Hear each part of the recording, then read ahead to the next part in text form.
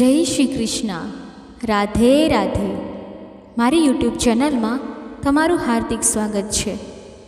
દર્શક મિત્રો, આપ સૌને કેવડા ત્રીજની હાર્દિક શુભેચ્છાઓ. આજે ભાદરવા માસના શુક્લ પક્ષની તૃતીયા તિથિ છે. આજે ભગવાન શિવ અને માતા પાર્વતીના અમર પ્રેમનું પ્રતીક કેવડા ત્રીજનું વ્રત છે.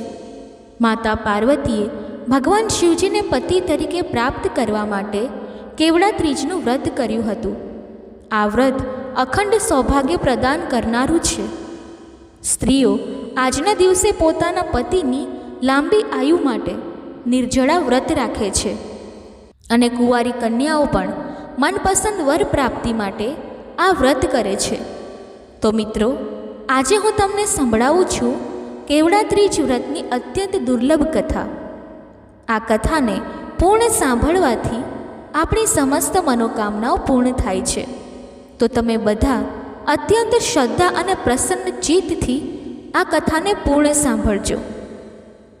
સૂતજીએ કહ્યું છે કે સૌનક વગેરે મહર્ષિઓ મદારના ફૂલોથી સજ્જ કેશવાળા દિવ્ય વસ્ત્રોથી વિભૂષિત પાર્વતીજીને અને મુંડમાળાથી સુશોભિત શિવજીને, જે દિગંબર રહે છે, એવા શિવજીને હું વારંવાર પ્રણામ કરું છું.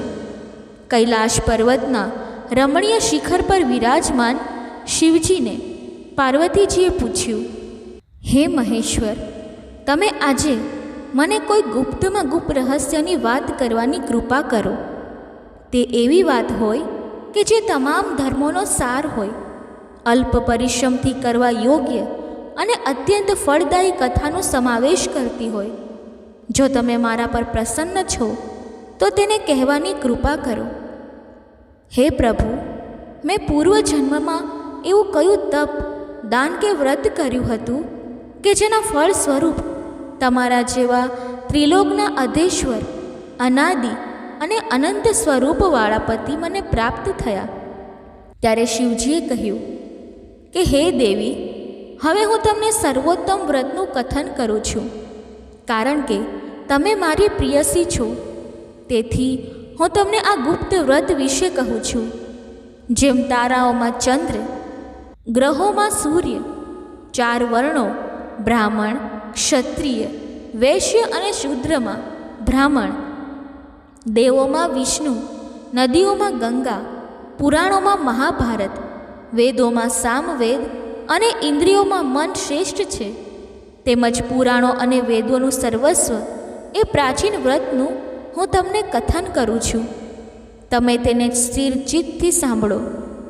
પૂર્વકાળમાં જે વ્રત તમે કર્યું હતું તેના પ્રભાવથી તમે મારી પત્નીનું સ્થાન પ્રાપ્ત કર્યું છે. પ્રિયસી હોવાને કારણે જ હું તમને આ વ્રત વિશે કહું છું. ભાદરવા માસના શુક્લ પક્ષમાં હસ્ત નક્ષત્રથી યુક્ત તૃતીયા તિથિના દિવસે આ વ્રતનું અનુષ્ઠાન કરવાથી તાપત્રય, આધિ ભૌતિક, આધિ દૈવિક અને આધ્યાત્મિક તથા સમસ્ત પાપોથી સ્ત્રીઓ મુક્ત થાય છે. હે દેવી, પૂર્વકાળમાં આ મહાવ્રત તમે હિમાલય પર્વત ઉપર કર્યું હતું. તે સમસ્ત પૂર્વ વૃત્તાંતનું હું તમને વર્ણન કરીશ. ત્યારે પાર્વતીજીએ કહ્યું કે હે નાથ, મેં આ ઉત્તમ વ્રત કેવી રીતે કર્યું હતું તે સમસ્ત વૃત્તાંતને હું તમારા મુખ કમળથી સાંભળવા ઈચ્છું છું. ત્યારે શિવજી બોલ્યા કે પર્વતોમાં શ્રેષ્ઠ હિમાલય નામનો એક પર્વત છે, જે અનેક પ્રકારની ભૂમિ અને વિવિધ વૃક્ષોથી યુક્ત છે.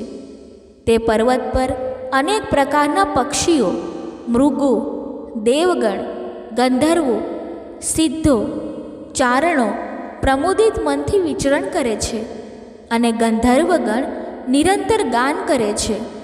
તે પર્વતની ચોટી સ્ફટિક, બિલ્લોર નામની વિશેષ પ્રકારની મણિ, સ્વર્ણમણિ અને મરકતથી સુશોભિત છે. આ પર્વત આકાશ જેટલો ઊંચો છે. તેની ચોટીઓ હંમેશા બરફથી ઢંકાયેલી રહે છે અને ગંગાનો નિરંતર નિનાદ થતો રહે છે. હે પાર્વતી, તમે તમારી બાલ્યાવસ્થામાં જે પ્રકારની કઠોર તપસ્યા કરી હતી તેનું હું વર્ણન કરું છું.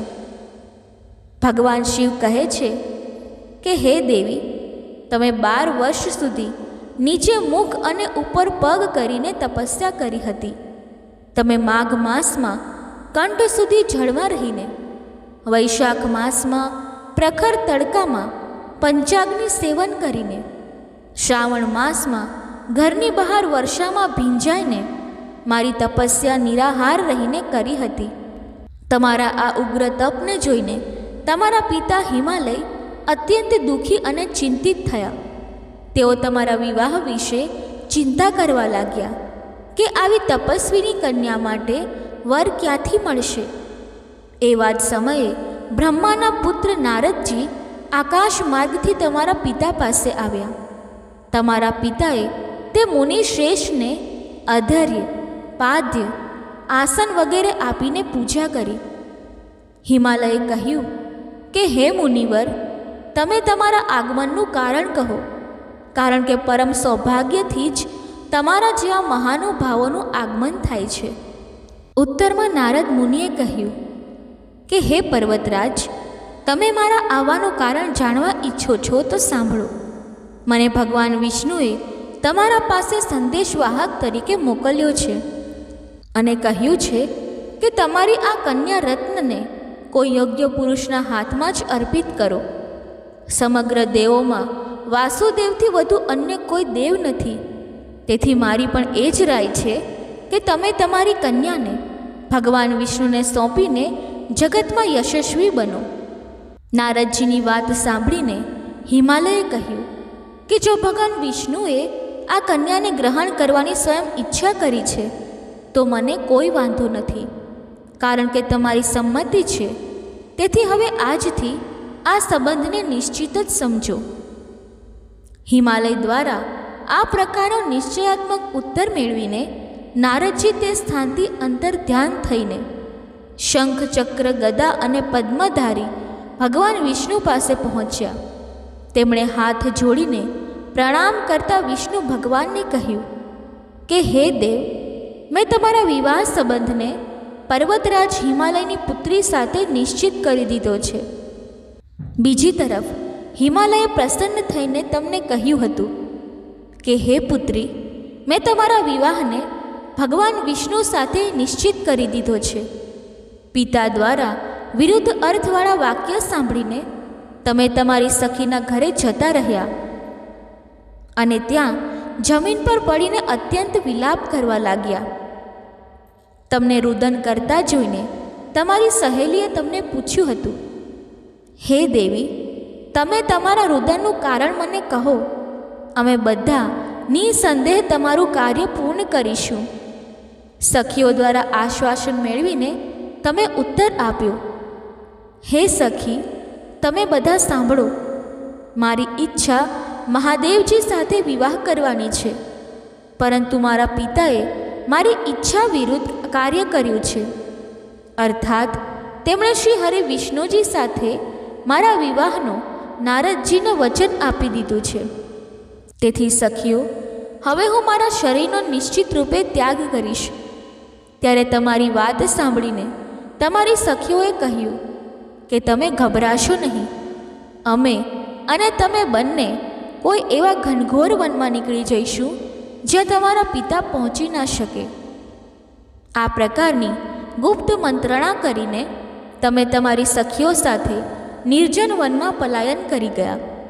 થોડા સમય પછી તમારા પિતાએ પાડોશના દરેક ઘરમાં તમારી શોધ કરી, પરંતુ તમારો ક્યાંય પતો ન લાગ્યો. તમારા પિતાએ તમને ન જોઈને મનમાં શંકા કરી કે ક્યાંક કોઈ દેવ, દાનવ, કિન્નર વગેરે મારી પુત્રીનું અપહરણ તો નથી કર્યું ને. તેઓ આ વિચારમાં પણ ડૂબી ગયા કે હવે હું નારદજીને શું જવાબ આપીશ, કારણ કે મેં તેમને વિષ્ણુજી માટે પુત્રીના વિવાહનું વચન આપ્યું હતું. હવે હું ઉપહાસનું પાત્ર બનીશ. આવું વિચારતા વિચારતા તેઓ ગભરાઈને મૂર્છિત થઈ ગયા.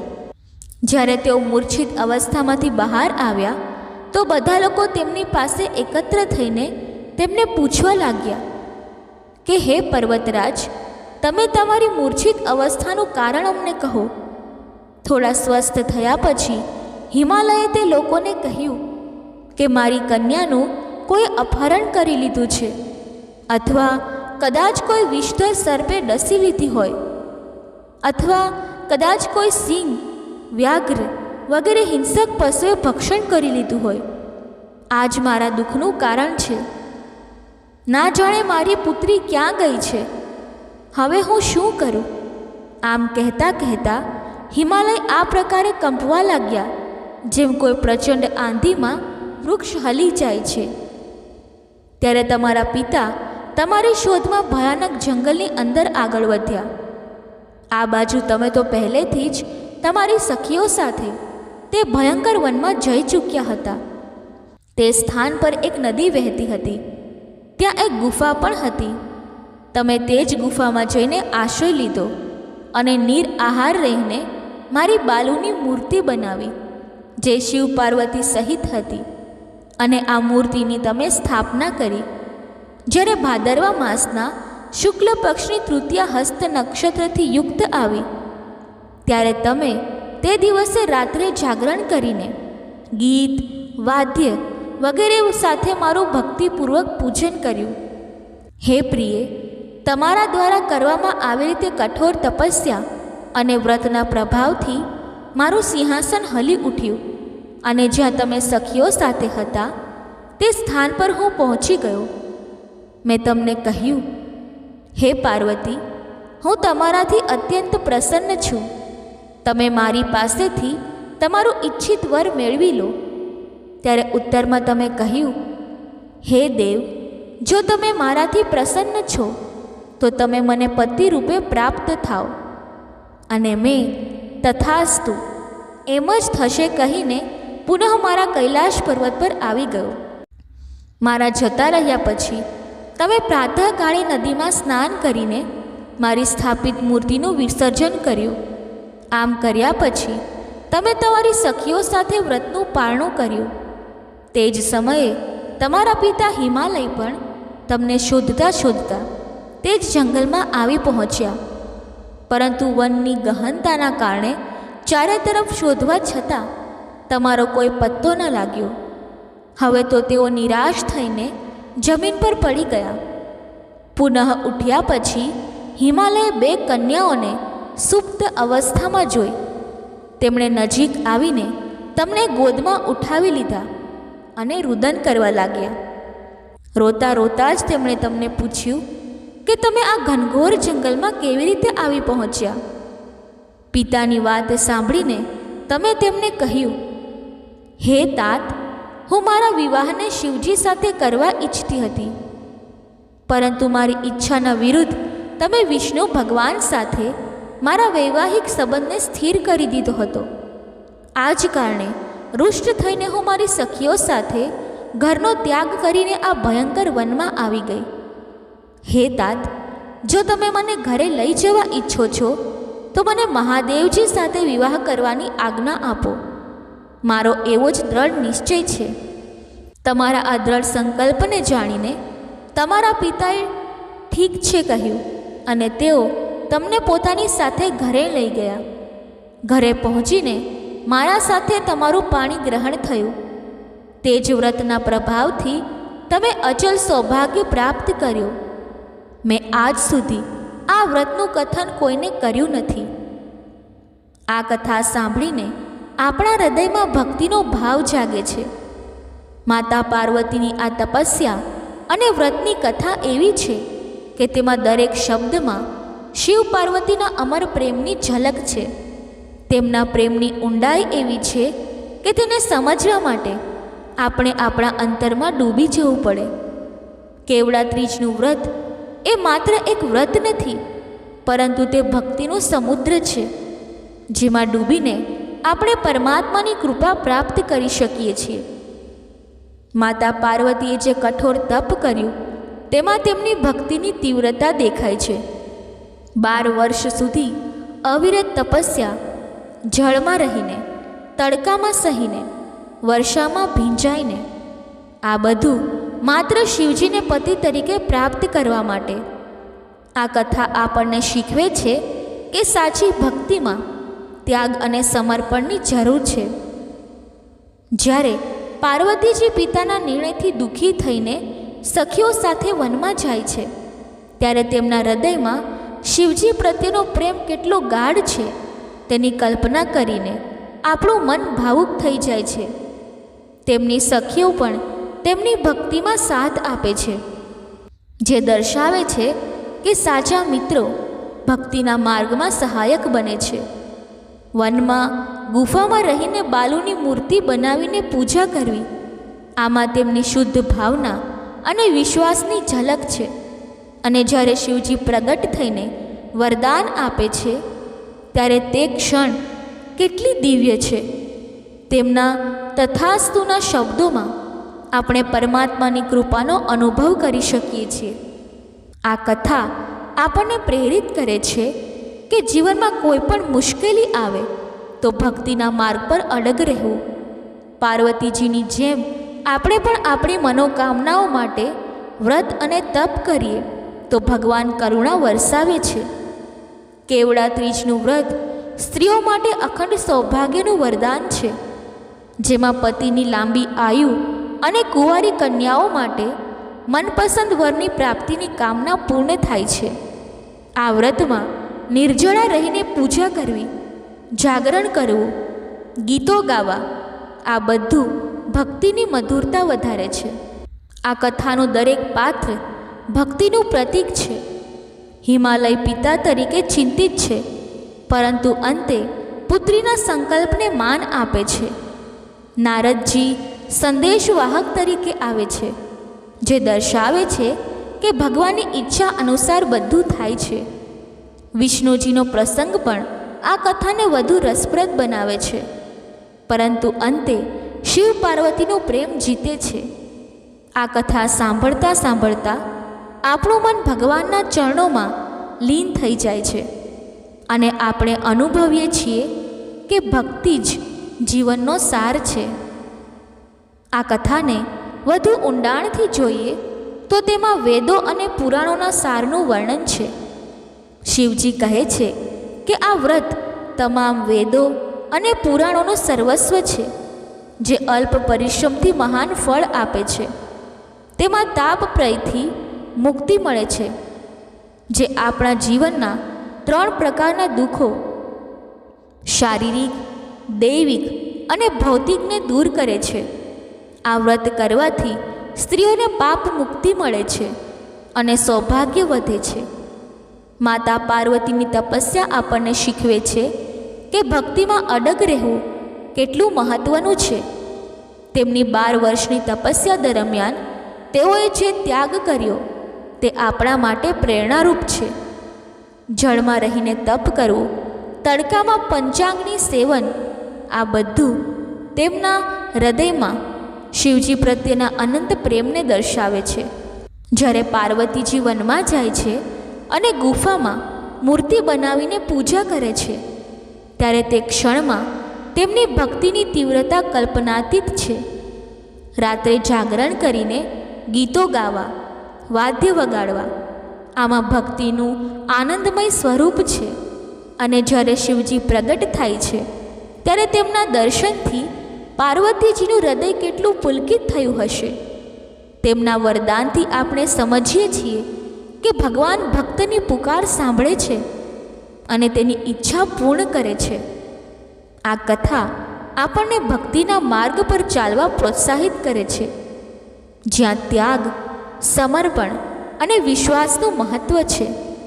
કેવડા ત્રીજનું વ્રત આજે પણ અનેક સ્ત્રીઓ કરે છે અને તેમાં તેઓ પોતાના પતિની લાંબી આયુ અને સુખી જીવનની કામના કરે છે. કુંવારી કન્યાઓ મનપસંદ વર માટે વ્રત રાખે છે, જે દર્શાવે છે કે આ વ્રત પ્રેમ અને સૌભાગ્યનું પ્રતીક છે. આ કથાને સાંભળવાથી આપણી મનોકામનાઓ પૂર્ણ થાય છે અને હૃદય ભક્તિથી ભરાઈ જાય છે. જય શિવ પાર્વતી. આ કથા આપણને જીવનના સાચા અર્થ તરફ દોરે છે, જ્યાં ભક્તિ જ જીતે છે. બોલો હર હર મહાદેવ. જય મા પાર્વતી. દર્શક મિત્રો, હવે આપણે ભગવાન શિવજીની બીજી કથા સાંભળીએ. એક સમયની વાત છે, એક નગરમાં એક પંડિત રહેતો હતો. તે જન્મથી જ ખૂબ ગરીબ હતો. તે પંડિત પોતાની પત્ની અને પોતાના પુત્ર સાથે રહેતો હતો. તેના પુત્રનું નામ મોહન હતું. તે પંડિત રોજ સવારે ઉઠીને સ્નાન વગેરે કર્યા પછી તુલસીના છોડ પર જળ ચડાવતો હતો. તે રોજ નગરના બધા ઘરોમાં જઈને કથાઓ સંભળાવતો હતો. પરંતુ આ પંડિતના આ બધા કાર્યો તેની પત્નીને બિલકુલ પસંદ નહોતા.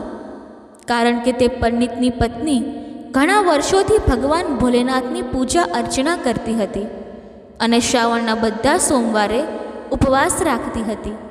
પરંતુ આ બધું કરવા છતાં તેને ગરીબીનો સામનો કરવો પડતો હતો.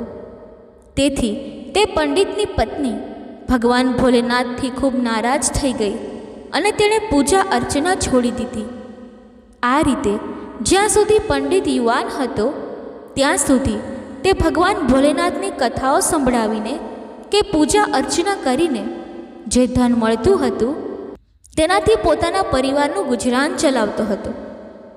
પછી એક દિવસ તેની પત્નીએ ફરીથી ભગવાન ભોલેનાથની પૂજા અર્ચના શરૂ કરી. તે મનમાં વિચારતી હતી કે એક દિવસ એવો આવશે જ્યારે તેની બધી મનોકામનાઓ પૂરી થશે, તેની ગરીબી દૂર થશે. પરંતુ આટલી પૂજા અર્ચના કરવા છતાં તેને કોઈ ફળ ન મળ્યું. આથી તે ખૂબ દુઃખી થઈ ગઈ અને મનમાં પોતાને શાપ આપવા લાગી કે અમે એવું કયું પાપ કર્યું છે કે જેના કારણે અમને આટલી ગરીબીનો સામનો કરવો પડે છે. ધીમે ધીમે પંડિત અને તેની પત્ની બંને ખૂબ વૃદ્ધ થઈ ગયા. હવે પંડિતના શરીરમાં એટલી શક્તિ બચી નહોતી કે તે નગરમાં ભગવાન ભોલેનાથની કથાઓ સંભળાવવા જઈ શકે. હવે તે પંડિત પણ હંમેશા બીમાર રહેવા લાગ્યો, કારણ કે તેને ઘણી બીમારીઓએ ઘેરી લીધો હતો. તેના ઘરને ચલાવનાર કોઈ નહોતું. આથી તે પંડિત પણ ચિંતિત રહેવા લાગ્યો. ધીમે ધીમે તેના ઘરમાં કંઈ બચ્યું નહીં. તેને અનાજના દાણા માટે પણ સંઘર્ષ કરવો પડતો હતો. ત્યારે તે પંડિતની પત્ની ખૂબ ગુસ્સે થઈ ગઈ અને ફરીથી ગુસ્સામાં આવીને ભગવાન ભોલેનાથની પૂજા અર્ચના છોડી દીધી.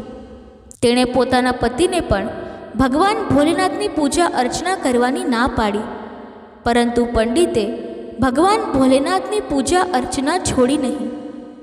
એક દિવસ તેની પત્ની ગુસ્સે થઈને તેના પતિને કહ્યું, હે સ્વામી, આપણે બંને ક્યાં સુધી ભગવાન ભોલેનાથની પૂજા અર્ચના કરતા રહીશું? કારણ કે ભગવાન શિવ શંભુની પૂજા અર્ચના કરતાં કરતાં આપણે બંને ખૂબ વૃદ્ધ થઈ ગયા છીએ, પરંતુ હજી સુધી આપણને આટલી પૂજા અર્ચનાનું કોઈ ફળ મળ્યું નથી. આપણે આટલી ગરીબીનો સામનો કરી રહ્યા છીએ, અહીં સુધી કે આપણી ગરીબી દૂર થઈ નથી. ઉલટાનું આપણે પહેલાં કરતાં વધુ ગરીબ થઈ ગયા છીએ. પહેલાં તો થોડું ઠીક હતું, પરંતુ હવે તો અનાજના દાણા માટે પણ રડવું પડે છે. પંડિતની પત્નીએ આગળ કહ્યું, હે સ્વામી, હું જ મૂર્ખ છું જેણે એક વખત ભગવાન ભોલેનાથની પૂજા અર્ચના બંધ કરીને ફરીથી શરૂ કરી. મેં શ્રાવણના બધા સોમવારે ના તો દિવસ જોયો ના રાત જોઈ. દિવસથી રાત સુધી ભગવાન ભોલેનાથની પૂજા અર્ચના કરી અને ઉપવાસ પણ રાખ્યા. રોજ જપ તપ કરીને મેં મારા શરીરને નબળું કરી નાખ્યું. આ બધું કરવા છતાં મને તેનું કોઈ ફળ મળ્યું નથી. અને હવે તમારા ભગવાન શિવ શું સાથ આપશે, જેના પર તમે રોજ શિવલિંગ પર જળ ચડાવો છો? મિત્રો, પોતાની પત્નીની વાત સાંભળીને પંડિતે તેને કંઈ જ ન કહ્યું, કારણ કે તેને પોતાના આરાધ્ય ભગવાન ભોલેનાથ પર પૂરો વિશ્વાસ હતો. બીજી બાજુ તેનો પુત્ર મોહન હજી શિક્ષણ પૂરું કરી રહ્યો હતો. થોડા દિવસોમાં તેનું શિક્ષણ પૂરું થઈ ગયું. તે શિક્ષણ પૂરું કરીને ઘરે આવી ગયો. જ્યારે તેણે પોતાના માતા પિતાને કષ્ટમાં જોયા ત્યારે તેણે પોતાના ભવિષ્ય વિશે વધુ ન વિચારતા પોતાના માતા પિતાની સેવા શરૂ કરી. તેણે તેમની બધી મનોકામનાઓ પૂરી કરવાનું શરૂ કર્યું અને ઘરનો આખો બોજ પોતાના ખભા પર લઈ લીધો. તે પોતાના પિતાની જેમ નગરોમાં જઈને ભગવાન ભોલેનાથની કથાઓ સંભળાવવા લાગ્યો અને કથા સંભળાવવાથી મળેલી દક્ષિણાથી પોતાના પરિવારનું ગુજરાન ચલાવવા લાગ્યો. આ રીતે ઘણા વર્ષો વીતી ગયા. એક દિવસની વાત છે જ્યારે મોહન તે નગરના ભગવાન શિવના પ્રસિદ્ધ મંદિરમાં પૂજા અર્ચના કર્યા પછી ત્યાં હાજર શિવ ભક્તોને ભગવાન ભોલેનાથની પવિત્ર કથાનું શ્રવણ કરાવતો હતો. તે કહેતો હતો કે જે કોઈ ભગવાન ભોલેનાથની આ પવિત્ર કથાને સાચા હૃદયથી શ્રવણ કરે છે તેની બધી મનોકામનાઓ ભગવાન ભોલેનાથ પૂરી કરે છે. મોહનની આ વાત તે દિવસે મંદિરમાં આવેલા નગરના રાજાએ સાંભળી લીધી. રાજાને આ વાત ખૂબ ગમી. તેથી રાજા મોહન પાસે ગયો અને કહ્યું, મને તમારી આ કથા ખૂબ ગમી, પરંતુ શું તમે આજથી રોજ રાજકુમારીને ભગવાન ભોલેનાથની કથાઓ સંભળાવશો? કારણ કે હું ઈચ્છું છું કે મારી પુત્રીને સારો વર મળે. આ માટે હું તમને રોજ દક્ષિણા આપીશ. રાજાની આ વાત સાંભળીને મોહન ખૂબ ખુશ થયો અને રાજકુમારીને રોજ કથાઓ સંભળાવવાનું સ્વીકારી લીધું. પછી રાજાએ મોહનને રાજમહેલમાં રાજકુમારીએ રોજ કથાઓ સંભળાવવા માટે નિમ્યો. હવે મોહન રોજ નગરના રાજાની પુત્રીને કથાઓ સંભળાવવા લાગ્યો. રાજકુમારીને કથાઓ સંભળાવવાથી મળેલી દક્ષિણાના ધનથી તે પોતાના પરિવારનું ગુજરાન ચલાવવા લાગ્યો. પરંતુ મોહનની માતાને આ વાત ગમતી નહોતી અને તે આનાથી ખુશ નહોતી, કારણ કે તેને પોતાના પુત્રના ભવિષ્યની ચિંતા હતી. તેથી તે રોજ આ વાતને લઈને ખૂબ ચિંતિત રહેતી હતી. એક દિવસ પંડિતની પત્નીએ પોતાના પતિને કહ્યું, હે સ્વામી, મને આપણા પુત્રના ભવિષ્યની ચિંતા થાય છે, કારણ કે આપણું જીવન તો કોઈક રીતે પસાર થઈ ગયું, પરંતુ મને આપણા પુત્રના ભવિષ્યની ચિંતા છે. આપણા મર્યા પછી તેનું શું થશે? શું આપણી ભક્તિ અને પૂજા અર્ચનાનું કોઈ ફળ નહીં મળે? શું ભગવાન ભોલેનાથને આપણું દુઃખ દેખાતું નથી? આપણો પુત્ર રાજાના મહેલમાંથી દક્ષિણામાં જે ધન લાવે છે તેનાથી આપણા આખા પરિવારનું ગુજરાન થઈ જાય છે, પરંતુ બાકીની બધી મનોકામનાઓનું શું? તે કેવી રીતે પૂરી થશે? શું આપણે ફક્ત પેટ ભરવા માટે જ જીવીએ છીએ? ઈશ્વરે આંખો શા માટે બંધ કરી રાખી છે? શું આપણા પુત્રને આપણી જેમ જ આખું જીવન ગરીબીમાં પસાર કરવું પડશે? મિત્રો, કૈલાસમાં ભગવાન શિવ અને માતા પાર્વતી વિરાજમાન હતા. ત્યારે માતા પાર્વતીએ પંડિતની પત્નીની કરુણ પુકાર સાંભળી. ત્યારે માતા પાર્વતીએ ભગવાન શિવને પૂછ્યું, હે પ્રભુ, તમે ત્રિકાલદર્શી છો, તમને બધું ખબર છે, છતાં હું તમને એક વાત પૂછવા માંગુ છું.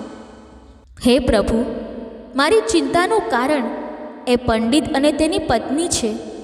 તમે આ બંનેની કસોટી શા માટે લઈ રહ્યા છો? હે પ્રભુ, એ પંડિત તો તમારો પરમ ભક્ત છે, પરંતુ તમે તેનું જીવન ફક્ત મુશ્કેલીઓથી ભરી દીધું છે. તમે તેને ક્યારેય તેની પૂજાનું ફળ આપ્યું નથી. તેથી મારી તમને વિનંતી છે કે હવે તમે તેના જીવનના બધા દુઃખોનો નાશ કરો. નહીં તો એવું ન થાય કે એ પંડિત અને તેની પત્ની તમારી પૂજા અર્ચના બંધ કરી દે અને તેના મનમાં તમારા પ્રત્યેની શ્રદ્ધા વિશ્વાસ ખતમ થઈ જાય. માતા પાર્વતીની આ બધી વાતો સાંભળીને ભગવાન ભોલેનાથે માતા પાર્વતીને કહ્યું, હે દેવી, તમે ચિંતા ન કરો, કારણ કે અમે એ બ્રહ્મણના ભાગ્યનું બીજ વાવી દીધું છે. હવે આપણે બંનેએ એ પંડિતના ઘરે જવાનો સમય આવી ગયો છે અને પૃથ્વીલોક પર જઈને આપણે શિવલીલા કરવાની છે. આટલું કહીને ભગવાન ભોલેનાથ માતા પાર્વતી સાથે પૃથ્વીલોક તરફ ચાલ્યા ગયા. પૃથ્વીલોક પર પહોંચીને બંનેએ સાધુનું રૂપ ધારણ કર્યું. સાધુનું રૂપ ધારણ કરીને તેઓ પંડિતના ઘરની નજીક પહોંચી ગયા અને મોટા અવાજે બૂમ પાડી, અલખ નિરંજન, ઘરમાં કોઈ છે? તેમનો અવાજ સાંભળીને એ વૃદ્ધ પંડિત ઘરની બહાર નીકળ્યો અને તેમને પ્રણામ કરીને કહ્યું, હે ગુરુવર, તમારું સ્વાગત છે. કહો, હું તમારી કેવી રીતે મદદ કરી શકું? ત્યારે સાધુનો રૂપ ધારણ કરેલા ભગવાન ભોલેનાથે પંડિતને કહ્યું કે આજની રાત અમે તમારા ઘરે આરામ કરવા માંગીએ છીએ. ત્યારે પંડિતે મનમાં વિચાર્યું કે આ તો અમારા અતિથિ છે, મારે તેમને ના ન પાડવી જોઈએ, કારણ કે જો તેમને ખરાબ લાગી જશે તો તેઓ મારા આખા પરિવારને શાપ આપી શકે છે. પરંતુ હું તેમનું અતિથિ સત્કાર કેવી રીતે કરીશ? કારણ કે મારો પુત્ર જે ધન લાવે છે તેનાથી માંડ 1 ટંકનું ભોજનની વ્યવસ્થા થાય છે. આથી હું તેમના ભોજનની વ્યવસ્થા કેવી રીતે કરી શકું? મનમાં આટલું વિચારીને તેણે કહ્યું, હે ગુરુવર, મારો પુત્ર નગરના રાજાની પુત્રીને કથા સંભળાવીને જે ધન લાવે છે તેનાથી આખા પરિવારનું 1 ટંકનું ભોજન થાય છે. આથી હું ફક્ત 1 સમયના ભોજનની જ વ્યવસ્થા કરી શકું છું. ત્યારે સાધુનું રૂપ ધારણ કરેલા ભગવાન ભોલેનાથે પંડિતને એક પાત્ર આપ્યું અને કહ્યું, હે પુત્ર, આજથી તમે તમારી પત્નીને કહી દો કે આ પાત્રમાં ભોજન બનાવે. આ પાત્રમાં ભોજન બનાવવાથી આપણા બધા માટે 2 સમયનું ભોજન બની જશે. પછી આ પાત્રમાં ભોજન બનાવવાથી બધા માટે 2 સમયનું ભોજનની વ્યવસ્થા થઈ ગઈ. આ દ્રશ્ય જોઈને તે બધા ખૂબ આશ્ચર્યમાં પડી ગયા અને ખૂબ ડરી ગયા. દર્શક મિત્રો, બીજા દિવસે સવારે ઉઠીને મોહન રાજકુમારીને કથા સંભળાવવા જઈ રહ્યો હતો. ત્યારે અચાનક સાધુનું રૂપ ધારણ કરેલા ભગવાન ભોલેનાથે મોહનને પૂછ્યું, હે પુત્ર, તું ક્યાં જઈ રહ્યો છે? ત્યારે મોહને તેમને કહ્યું, હે ગુરુવર, હું તો હવે આ નગરના રાજાની પુત્રીને કથાનું શ્રવણ કરાવવા જઈ રહ્યો છું. ત્યારે સાધુરૂપી ભગવાન ભોલેનાથે મોહનને કહ્યું, હે પુત્ર, આજે જ્યારે તું રાજકુમારીને કથાનું શ્રવણ કરાવવા જાય ત્યારે તું તેને પૂછજે કે તે પોતાની કઈ મનોકામનાની પૂર્તિ માટે રોજ ભગવાન ભોલેનાથની કથાનું શ્રવણ કરે છે. આ સાંભળીને મોહન રાજમહેલમાં પહોંચી ગયો અને રાજકુમારીને કથાનું શ્રવણ કરાવવા લાગ્યો. રાજકુમારીને કથાનું શ્રવણ કરાવ્યા પછી મોહને તે જ પ્રશ્ન પૂછ્યો કે તું તારી કઈ મનોકામનાની પૂર્તિ માટે રોજ કથાનું શ્રવણ કરે છે? ત્યારે રાજકુમારીએ મોહનને કહ્યું, હું મારી આ મનોકામનાની પૂર્તિ માટે રોજ ભગવાન ભોલેનાથની કથાઓનું શ્રવણ કરું છું, જેથી મને એવો વર મળે જેની ચર્ચા આખા નગરમાં બધા કરે. તેના મસ્તક પર ચંદ્ર અને સૂરજ હોય અને તેનું ભાગ્ય એટલું સારું હોય કે તેના ઘરમાં કોઈ પણ વસ્તુની કમી ના હોય. તે એવી જાન લઈને આવે જેવી અત્યાર સુધી કોઈએ જોઈ ના હોય. રાજકુમારીની આ વાતો સાંભળીને મોહન ઘરે પાછો ફર્યો અને ઘરે પહોંચીને સાધુરૂપી ભગવાન ભોલેનાથને બધી વાતો કહી દીધી. ત્યારે ભગવાન ભોલેનાથે સાધુના રૂપમાં મોહનને કહ્યું, હે પુત્ર, ઠીક છે, હવે બીજા દિવસે જ્યારે તું રાજકુમારીને કથાનું શ્રવણ કરાવવા જાય ત્યારે ફરીથી એ જ પ્રશ્ન પૂછજે. જો રાજકુમારી તને ફરીથી ગઈકાલવાળી વાતો કહે તો તું તેને તરત જ કહી દેજે કે તને જેવો વર જોઈએ છીએ તેવો હું જ છું. આટલું કહીને ત્યાંથી ચાલ્યો આવજે. ત્યારે મોહને સાધુરૂપી ભગવાન ભોલેનાથને કહ્યું, હે ગુરુવર, ક્યાં હું એક ગરીબ પંડિત અને ક્યાં તે આ નગરના રાજાની પુત્રી? ભલા અમારો લગ્ન કેવી રીતે થઈ શકે? મારું ઘર તો એના દ્વારા આપેલી દક્ષિણા પર ચાલે છે. પરંતુ જ્યારે આ વાત રાજાને ખબર પડશે કે હું તેની પુત્રી સાથે લગ્ન કરવા માંગુ છું તો તે મને મારા આખા પરિવાર સાથે મૃત્યુદંડ આપી દેશે. તેથી તમે મને માફ કરો, કારણ કે હું આવું નથી કરી શકતો. મોહનની વાત સાંભળીને સાધુરૂપી ભગવાન ભોલેનાથે મોહનને કહ્યું, પુત્ર, ઠીક છે, અમે હમણાં જ તને તારા આખા પરિવાર સાથે અમારા શ્રાપથી ભસ્મ કરી દઈશું. મોહન પહેલેથી જ તેમના ચમત્કારથી ખૂબ ડરેલો હતો. તેમની આવી વાતો સાંભળીને તે વધુ ડરી ગયો અને મનમાં વિચારવા લાગ્યો કે મહારાજ તો મને અને મારા પરિવારને પછીથી મૃત્યુદંડ આપશે, પરંતુ તે પહેલાં આ તો હમણાં જ પોતાના શ્રાપથી ભસ્મ કરી દેશે. મનમાં આટલું વિચારીને તેણે આવું કરવાનું વચન આપ્યું અને રાજકુમારીને ભગવાન ભોલેનાથની કથાનું શ્રવણ કરાવવા રાજમહેલ તરફ નીકળી ગયો. રાજમહેલ પહોંચીને તેણે રાજકુમારીને ભગવાન ભોલેનાથની કથાનું શ્રવણ કરાવવાનું શરૂ કર્યું. તે પછી તેણે રાજકુમારીને ફરીથી પૂછ્યું કે તું તારી કઈ મનોકામનાની પૂર્તિ માટે ભગવાન ભોલેનાથની કથાનું શ્રવણ કરે છે? ત્યારે રાજકુમારીએ ફરીથી એ જ જવાબ આપ્યો જે તેણે પહેલા દિવસે આપ્યો હતો. તે પછી મોહને રાજકુમારીને કહ્યું, હે રાજકુમારી, તને જેવો વર જોઈએ છીએ તેવો હું જ છું. આટલું કહીને મોહન તરત જ રાજમહેલમાંથી ભાગીને પોતાના ઘરે આવી ગયો. પરંતુ મોહનની આવી વાતો સાંભળીને રાજકુમારી ખૂબ ગુસ્સે થઈ ગઈ. પછી તેણે પોતાની એક દાસીને બોલાવીને તેને બધી વાત કહી દીધી અને કહ્યું કે મારી આ આખી વાત પિતાજીને જણાવી દે. પછી જ્યારે આ વાત રાજાને ખબર પડી ત્યારે તે પણ મોહન પર ખૂબ ગુસ્સે થયો અને તેણે રાજકુમારીને ભરોસો આપ્યો કે એ ઉડાઉ પંડિતને આ માટે અવશ્ય સજા મળશે. પછી રાજાએ તરત જ પોતાના મંત્રીઓને દરબારમાં બોલાવ્યા અને તેમની સાથે વિચાર વિમર્શ કરવા લાગ્યો. ત્યારે તેમના મહામંત્રીએ રાજાને કહ્યું, હે રાજન, તેણે જે અપરાધ કર્યો છે તે ફાંસી આપવા લાયક છે, પરંતુ તે એક બ્રાહ્મણ છે. જો તમે તેને ફાંસી આપી દો તો તમને બ્રહ્મ હત્યાનું ઘોર પાપ લાગશે. તેથી આપણે તેને કોઈ અલગ રીતે સજા આપવી જોઈએ, જેથી તમને બ્રહ્મ હત્યાનું ઘોર પાપ ન લાગે.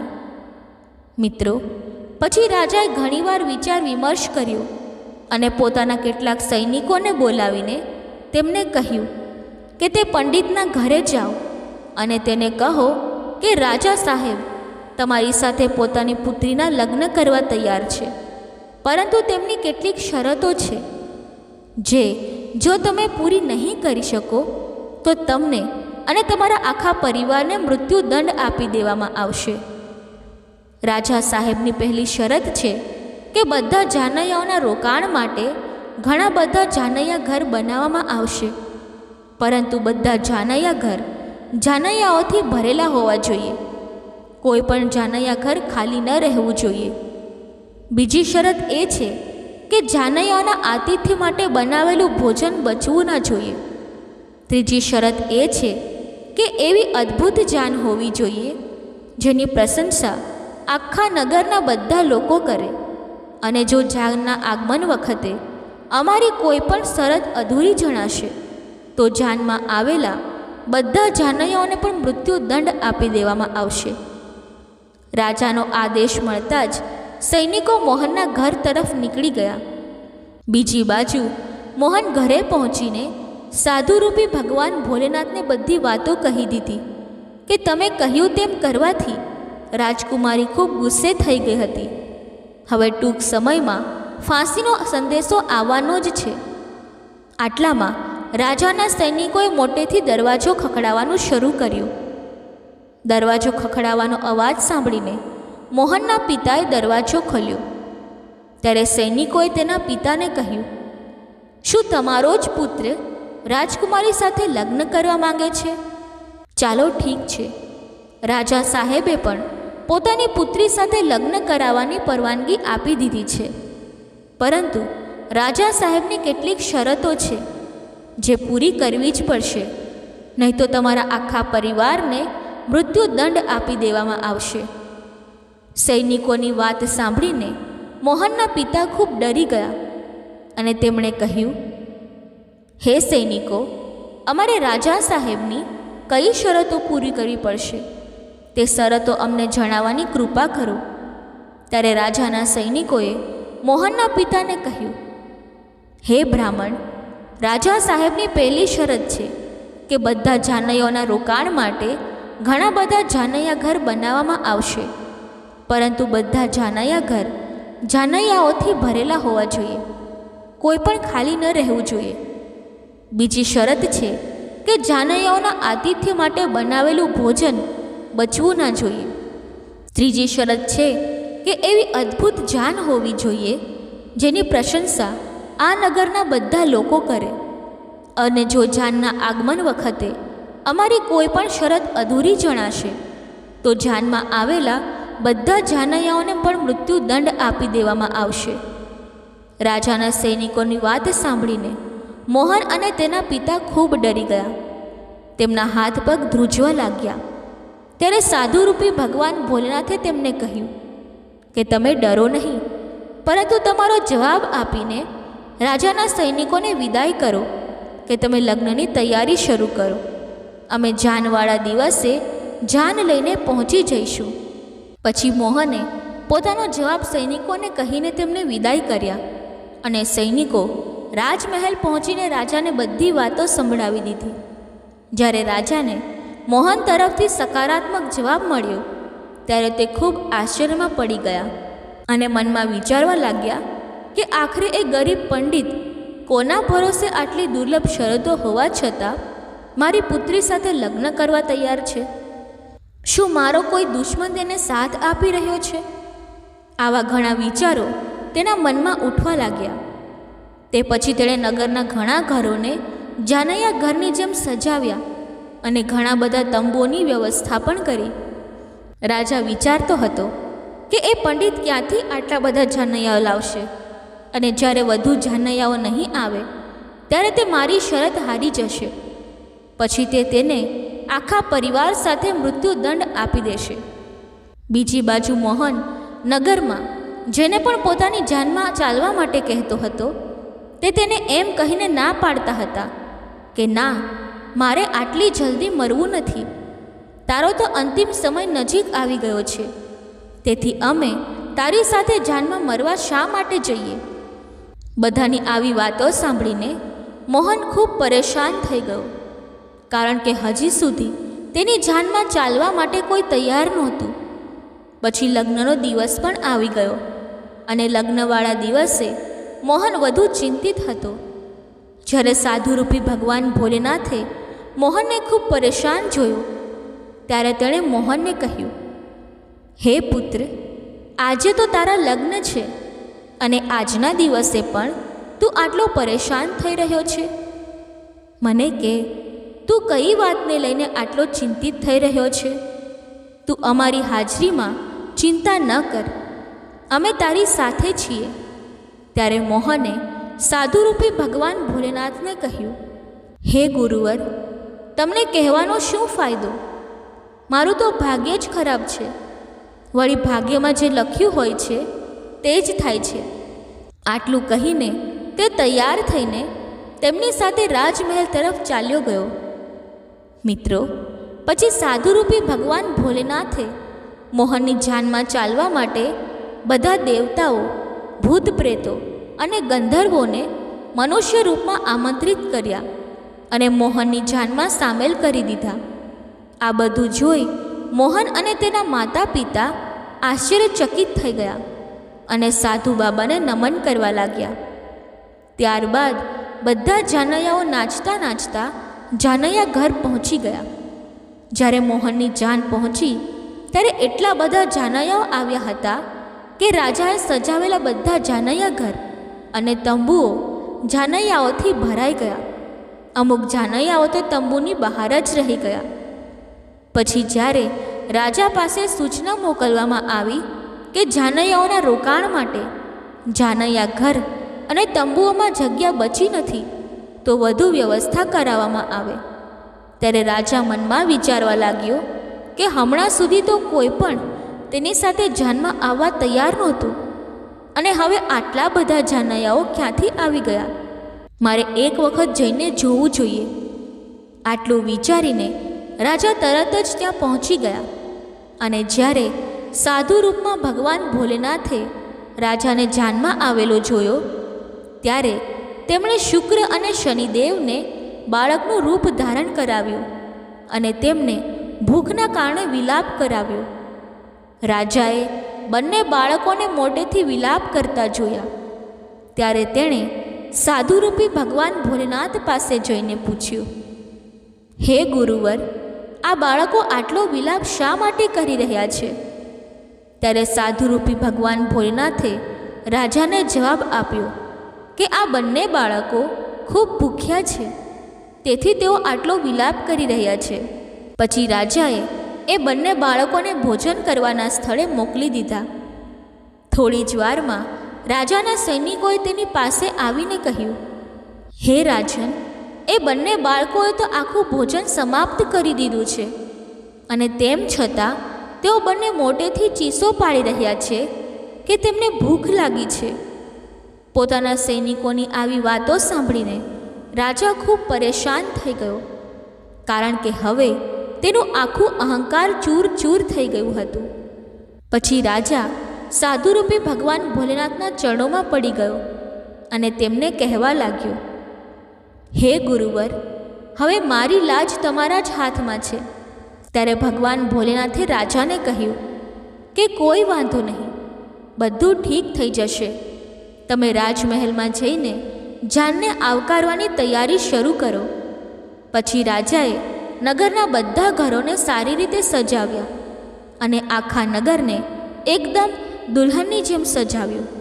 મોહન પણ લગ્નના પોશાકમાં કોઈ રાજકુમારથી ઓછો નહોતો લાગતો.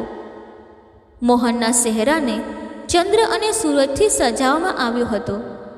ત્યારબાદ મોહન એક સુંદર રથમાં બેસીને રાજમહેલ તરફ જવા લાગ્યો. તે રથની આગળ ઘણા જાનૈયાઓ વાજિંત્રો સાથે નાચી રહ્યા હતા અને ઘણા જાનૈયાઓના હાથમાં મુદ્રાઓ લઈને એકબીજા પર ન્યોછાવર કરીને આમ તેમ ઉછાળી રહ્યા હતા.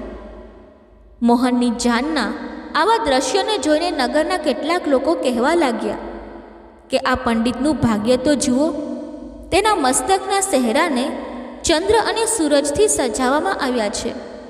તેની ચારે બાજુએ એ રીતે ધનલક્ષ્મી ઉછાળવામાં આવી રહી છે જાણે કોઈ ધનવાન રાજાની જાન નીકળી રહી હોય. આવી જાન તો અમે અમારા જીવનમાં ક્યારેય જોઈ નથી અને આગળ પણ જોવાની આશા નથી. આ પંડિત તો ભાગ્યનો ખૂબ ધની છે. પ્રજાની આવી વાતો સાંભળીને માતા પાર્વતીએ ભગવાન ભોલેનાથને કહ્યું, હે પ્રભુ, આ તો સાચું છે કે તમારી કૃપા જે મનુષ્ય ઉપર થઈ જાય તેના માટે અન્ન ધનના તાળા ખુલી જાય છે. ત્યારે ભગવાન ભોલેનાથે માતા પાર્વતીને કહ્યું, હે દેવી, જે ભક્ત મારી શ્રદ્ધા ભાવથી પૂજા અર્ચના કરે છે, હું તેમની પૂજા અર્ચનાનું ફળ અવશ્ય આપું છું. તેમને ત્યાં સુધી દુઃખોનો સામનો કરવો પડે છે જ્યાં સુધી તેમના પાપ કર્મો નષ્ટ ન થઈ જાય. જેવા તેમના પુણ્ય કર્મોનો ઉદય થાય છે તેવા જ તેમના ભાગ્યના બંધ દરવાજા ખુલી જાય છે. પછી મોહન અને રાજાની પુત્રીનું વિધિવત લગ્ન થઈ ગયું અને તે રાજકુમારીને ડોલીમાં બેસાડીને પોતાના ઘરે લઈ આવ્યો. મિત્રો, જે ભક્ત રોજ ભગવાન ભોલેનાથની કથાઓનું શ્રવણ કરે છે તેને પણ રાજકુમારીની જેમ જ સુંદર વર મળે છે, કારણ કે રાજકુમારીએ રોજ ભગવાન ભોલેનાથની કથાઓનું શ્રવણ કર્યું હતું. તેથી તેને તેની મનોકામના મુજબ સારો વર મળ્યો હતો. ભગવાન ભોલેનાથ અને માતા પાર્વતીની કૃપાથી હવે મોહન ખૂબ ધનવાન વ્યક્તિ બની ગયો હતો. તેના ઘરમાં કોઈ પણ વસ્તુની કમી નહોતી. તે પછી મોહનની માતાએ ફરીથી ભગવાન ભોલેનાથની પૂજા અર્ચના શરૂ કરી અને રોજ ઢગલો ધન ગરીબોમાં વેચવાનું શરૂ કર્યું. સાથે સાથે તે રોજ ભગવાન ભોલેનાથની કથાઓનું શ્રવણ પણ કરવા લાગી. મિત્રો, ભગવાન ભોલેનાથની રોજ કથાઓનું શ્રવણ કરવાથી અને પૂજા અર્ચના કરવાથી શુભ ફળ મળે છે. આથી ભગવાન ભોલેનાથ અને માતા પાર્વતીનું કથાનું શ્રવણ કરો. આનાથી તમારી બધી મનોકામનાઓ અવશ્ય પૂર્ણ થશે. મિત્રો, તમે બધા લોકોને ભગવાન ભોલેનાથ અને માતા પાર્વતીની આ પવિત્ર કથા કેવી લાગી એ જરૂરથી જણાવશો. દર્શક મિત્રો, કથા બોલતી વખતે જો મારાથી કોઈ ભૂલ થઈ હોય તો હું ક્ષમા માંગુ છું અને આશા રાખું છું કે તમને આ કથા પસંદ આવી હશે. જો આ કથા તમને પસંદ આવી હોય તો વિડીયોને લાઈક કરી ચેનલને સબસ્ક્રાઈબ અવશ્ય કરી લેજો અને કોમેન્ટ બોક્સમાં હર હર મહાદેવ, જય મા પાર્વતી અવશ્ય લખજો. ધન્યવાદ. જય શ્રી કૃષ્ણ. રાધે રાધે.